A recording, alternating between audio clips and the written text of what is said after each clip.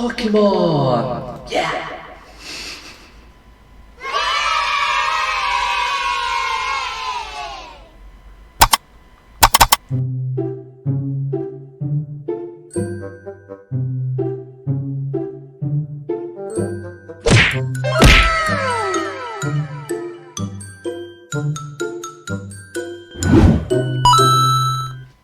Hello everyone! Welcome to this video. In this video, I'll be reacting to one of the early uploads from the YouTube channel The Game Theorists. This video came out in 2017 and it's around 4 years ago. I hope that you like this video as much as I do because I'm a huge fan of the work.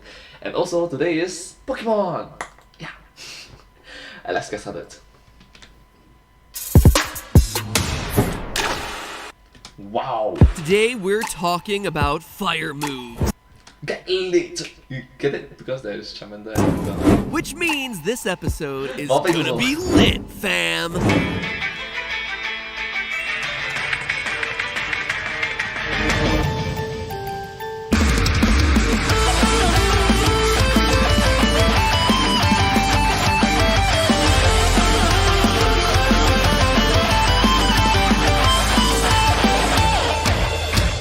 First time I've ever used that phrase, probably gonna be the last. First time using it, probably gonna be last. Hello Internet, welcome to Game Theory, Hello! where today we're looking at Pokemon, because, let's be honest, Pokemon is an Wow! infinite well of theory fodder. True. Balls capable of carrying gods, a world that lets 10-year-olds wander around aimlessly without anybody getting charged for child endangerment. Technically speaking, yeah. Why is a 10-year-old allowed to do that? Hilariously ineffectual crime syndicates that are capable of being completely dismantled by said 10-year-olds. Today, though, we're not focusing on the bizarre lore of this world, but rather the bizarre science. The science! Specifically the science of fire-type Pokemon. Why? Oh, if you're not sure what the symbol is, just now there was, you can see it in a lot of the Pokemon card games when I play younger. Oh man, I feel so old right now.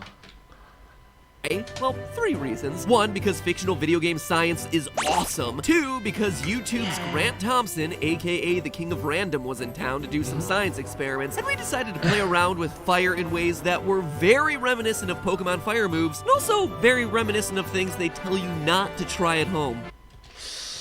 Aww. He just mentioned Grant Thompson, the King of Random.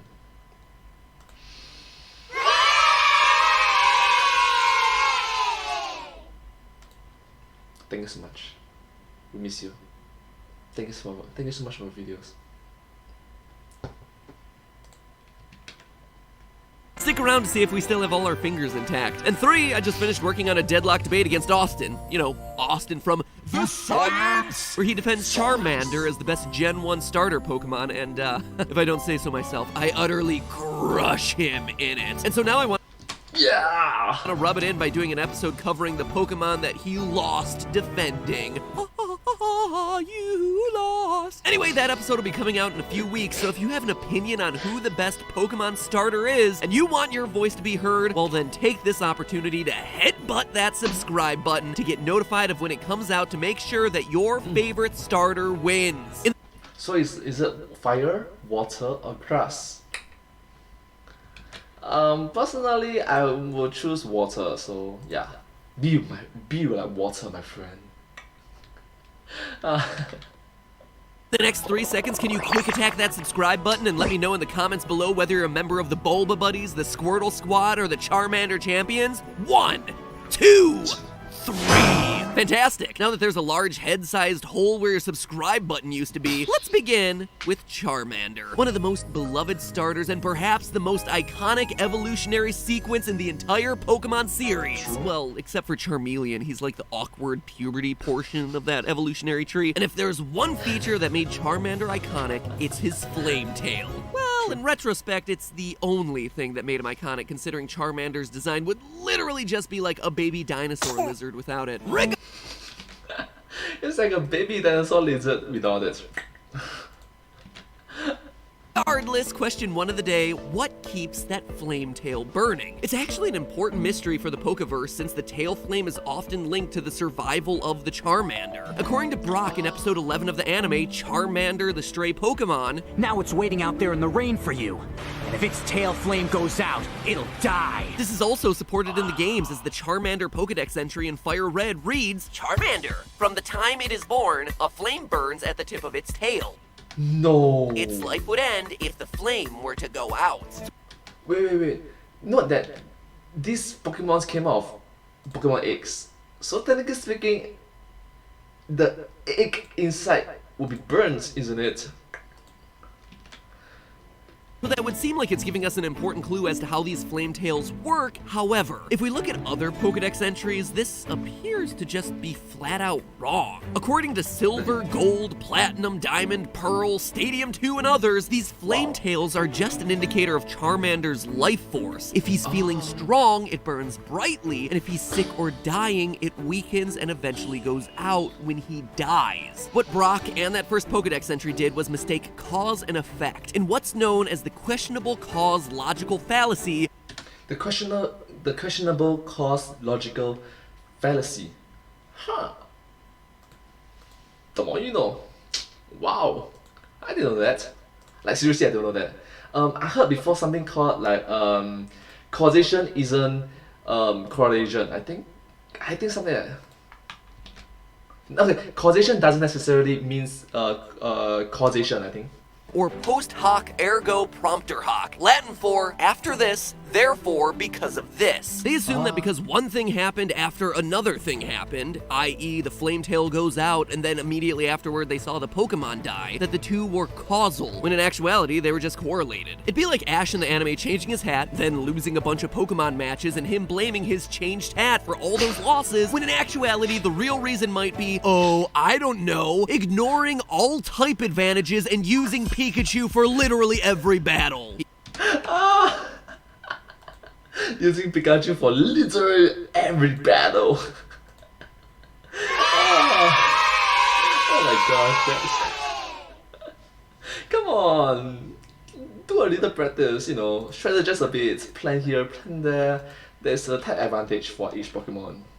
He thought that there was a cause and effect relationship when in actuality, he just sucks as a trainer. Period. Does things in the anime that you can't do in the game. Charizard, use flamethrower to burn the battlefield! Charizard is striking the field with flamethrower! Ash used Deus Ex Machina. Ash used the Ex Machina. It's super effective. Super effective. Literally every episode. Anyway, this is an important distinction to make because it helps contextualize all these shots of Charmander trying to shield itself from the rain. While the water would weaken him, the rain itself isn't going to put the flame out. We see this in the episode Charizard's Burning Ambitions, where he is literally submerged underwater for several seconds without the flames getting extinguished. As such, we know that the flame on their tail is what's known as a Class B fire, one created by a flammable liquid or gas. Oh, so Class B fire from flammable liquids or gas. That means there's more than one class of fire lah. Huh, interesting. As those are the ones where water is less effective at putting them out. So we know that the flames that these creatures are creating are some sort of chemical or gas that's being lit. But to figure out how exactly, we need to look at what makes a fire. Fire is basically just a super fast version of a type of reaction that exists everywhere in our world. What's called a reduction-oxidation reaction. Reduction-oxidation reaction. AKA fire, but for the nerds, I guess, or the geeks.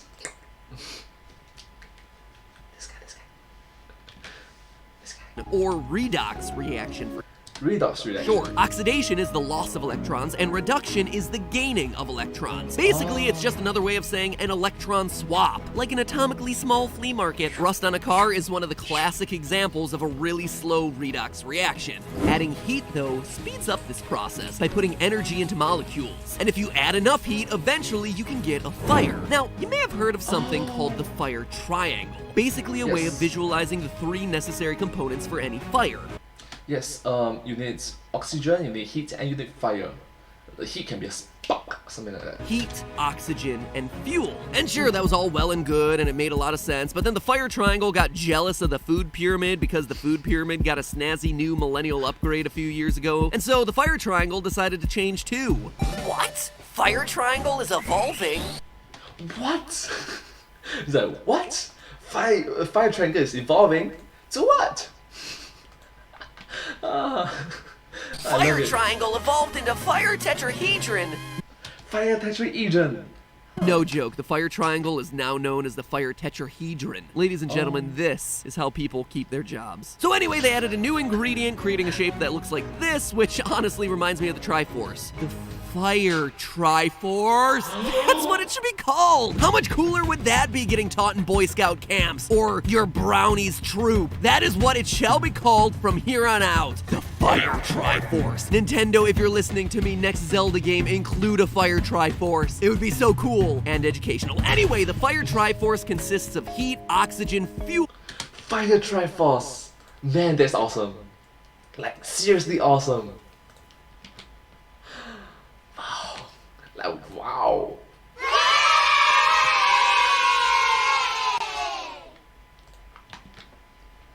And that new fourth element, a chemical chain reaction. Essentially, all four elements must be present for fire to occur, and altering their levels have different impacts on the fire itself. The more heat you put into the Triforce, the faster these molecules bind together. The more oxygen you put into the shape, the hotter it burns. The more fuel you put in, the more total energy it releases. But it's that new part of the Triforce, chemical chain reactions, where I think Pokemon are getting their fire abilities. We already covered why it's likely these fire moves are chemical-based, but for further evidence, just watch these clips from the anime. Look! That's Team Rocket's balloon! They must be up to no good! Arcanine! Flamethrower! Officer Jenny, you mean Growlithe? Because that's not an Arcanine, that's definitely a Growlithe. Well, technically speaking, you can nickname your Pokemon from Growlithe to become Arcanine, you know. But anyways, wow. Wait. So, you're trying to say that the police officer saw Team Rocket and immediately assumed that Team Rocket is going to do something no good, thus shooting flamethrower at their hot air balloon, which in case will make them fall. And with my understanding of how gravity works, they'll be severely injured or yeah. Man, come on, stop profiling, yeah, you know. Again, loyal theorists, a good reason why you gotta take things said by the anime with a grain of salt. Anyway, I meant these clips, and you better appreciate them because I poured through countless Pokemon AMVs to find them. Don't Oh, anime music video, AMVs. want to listen to another J-pop song for years. Get your candy! Ooh, wow! Man, the editing is awesome though, by the way. So cute. What you'll notice across each of these is that when the Pokemon prepares its fire-based attacks, they'll either tilt their mouths up as if they're collecting and preparing to spit some sort of liquid, or, as you can really see in that Arcanine clip, they'll charge a small fireball in their mouths before launching it forward into a flamethrower, fire blast, or incinerate attack. The best explanation for this, and the overall best scientific explanation for the idea of animals that breathe the fire in the first place, comes from one of Earth's smallest creatures, the beetle. Specifically, the bombardier beetle. The Bombardier beetle. This thing is like the Walter White of the animal kingdom in that he uses the terrifying power of chemistry to fight its turf wars. Watch out, Misty! He is the one who scuttles. When it's threatened, the bombardier beetle shoots out boiling hot liquids at its foes. How does it do this? Wait, did he just robotize his own voice? That's kind of clever, isn't it? Well, it's got 3 organs that work together as its abdomen. 2 of them are reservoirs for chemicals, hydroquinones and hydrogen peroxide. Hydroquinones and hydrogen peroxide. I don't know what hydroquinone is, but hydrogen peroxide sounds very, very familiar to me. Is this something that burns? When it's threatened, this little bug tosses those two chemicals together into its third organ, basically a large reaction chamber where the hydroquinones and hydrogen peroxide perform a redox reaction like we mentioned in creating fire earlier, and boom! They heat up to boiling temperatures and explode, shooting out a jet of deadly liquid at its enemies. I mean, we've already discussed the chemistry of redox reactions, so in higher amounts, this could absolutely result in viable fire breath. Except, technically speaking, there's no fire, but it's a viable option for a fire breath. this comes out of their butts, making it the insect equivalent of going to the bathroom post-Chipotle. Anyway, the point is what the beetle does is exactly what it appears fire Pokemon are doing. They store in their bodies two separate chemicals that, when mixed, combust into a fire. Hence why we see them tilting their heads up to keep the liquid chemicals in there and reacting. Then, when the little fireball is prepared, they launch a chemical stream forward, the fuel for the fire, allowing that starter flame to follow its fuel down until it reaches its foe. In a lot of ways, it's the same way flamethrowers work. And so you ask, why is there a flame on Charmander's tail? Well, that's where the two chemicals are being stored, in their butts, just like the Bombardier beetle. And the flame has been selected by evolution, with bigger flames scaring off your enemies by showing that you have more powerful fire abilities. And if all else fails, you can use the flaming tail to attack. It gives you a fuel source the way it stays lit underwater, explains other fire-type moves, and also has an evolutionary advantage attached to it. So, I don't know, it may not be perfect, but I think it's a pretty darn good explanation for the chemistry behind all of it. Yeah, that's true. There's a few exceptions for the Pokemons, but it provides quite a good explanation for it. So yeah, thank you. So now that we understand the mechanics of fire and how flamethrower type moves work, I want to look at one other move from the Pokemon series, Fire Spin. You use the move, and if it connects, you lock your opponent down for 2 to 5 turns while this thing burns them alive. Because nothing says game for kids quite like torching your enemies to ash like they're supporting characters on Game of Thrones. Ash Ketchum, burning people to ash. Coincidence? I think so. Oh my god, Ash Ketchum, burning the ash. Coincidence? Maybe. Fortunately, the animations in the games aren't entirely clear about how this move works, and its portrayal in the manga and TV show are super inconsistent. But given that the game shows fire moving from left to right, the fact that most of the depictions show fire encircling its victims, and that spin is in the name of the move, I think we can assume that what we're dealing with here is something truly terrifying: fire tornadoes. Or, I guess more appropriately, fire whirls, because that's the real name of the real natural phenomenon that these Pokemon are creating. But Wow, so instead of fire spin, it's actually fire tornadoes, which technically speaking is called fire whirls in real world. Wow, I didn't know that. nobody online actually calls them that because of clickbait. Sweet, sweet clickbait. Anyway, like I said, fire tornadoes or fire whirls are real things that are really deadly. Strangely enough, they're not very well documented, which, you know, is kind of surprising given that they're super cool, or more accurately, enormously hot, getting up to 2,000 degrees Fahrenheit or 1090 Celsius in temperature, which is more than hot enough to melt most metals. What we do know is that they actually share less in common with tornadoes than they do with dust devils out in the desert. While a tornado is created by hot air getting wedged under a cold front so that the lighter hot air tries to push through the cold air above, fire whirls are created by the fierce wind conditions that are caused by massive wildfires. You see, wildfires heat up the air in an area so much that they create turbulent gusts of wind, which can combine with the hot air moving upward, creating spinning pillars of fire. And Wow, that looks terrifying.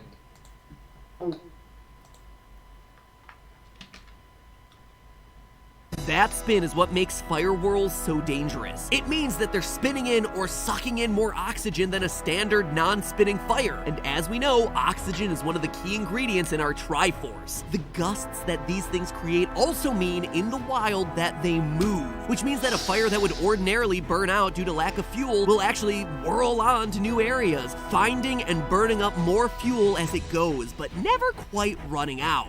Now, how does all this relate to the game? Interestingly, if you compare Fire Spin to to the other most common Gen 1 moves, it's actually one of the weakest moves in the moveset. Sometimes even getting beaten out by Ember, the weakest fire move you can have that they give you at the beginning of the game. But if it lands, it can last for up to 5 turns. And this coincides with the science. Fire Spin is an attack focused on duration, trapping your opponent for multiple turns. And as we just learned, fire whirls in real life are able to sustain themselves by sucking in more oxygen and fuel than your typical fire. Also, it makes sense that it's going to be weaker. Other moves like Flamethrower and even Ember are launching fire directly at the opponent. Fire Spin, though, is all about using that heat in the area around the opponent to create the temperatures necessary to prompt eddies of wind to spark that swirling fire tornado. Heat is being lost in the attempt to create these things in the first place, and that points to the last factoid about this move: its inconsistency. These things IRL are rare,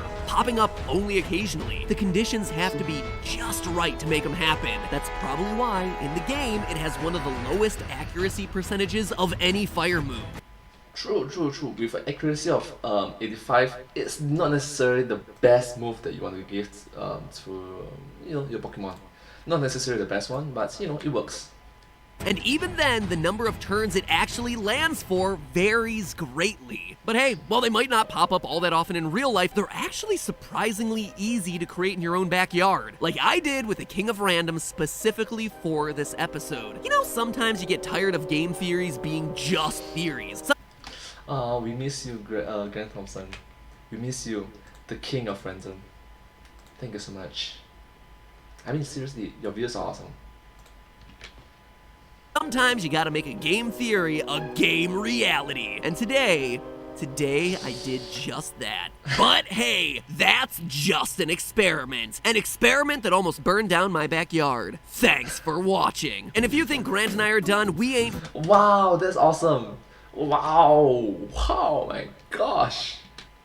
That's ridiculously awesome. Done by a long shot. We also tested out how Mario could throw fireballs underwater. So we stuffed a bunch of tennis balls full of thermite and lit them off at a public beach. As you do. So click that button you see on screen right now to see those shenanigans at work. Also make sure that you do me the favor of subscribing to the King of Random to thank him for coming on the show, and also us, because there's that debate on the best Pokemon starter coming up in a week or two. And lastly, here are some more shenanigans of me sucking down sulfur hexafluoride and making my voice really deep. Super geek and super intense. Come over to join the dark side. Now if you'll excuse me, it looks like.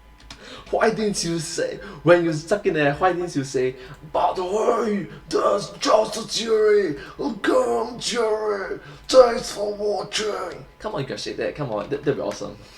Like my favorite franchise might be coming to an end, which means it is time to theorize. See you next week. But, honestly speaking, thank you so much. The King of Random. Thank you so much. Anyways, yeah. If you do like this video, oh my god, I'm tearing up. If you do like this video, please consider to like, share and subscribe to my channel and comment down below if you have anything to share with us. Thank you so much.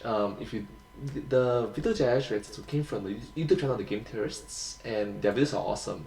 Do check them out and show support for them as well. Remember, like, share and subscribe. Like, share and subscribe, and follow, comment as well, yeah, but remember, but hey, that's just a theory, a game theory. Thanks for watching.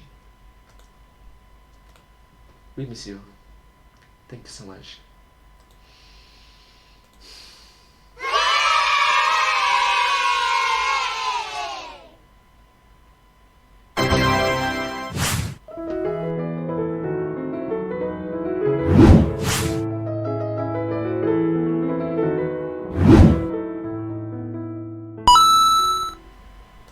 Oh, and also check out the King of Random, the YouTube channel.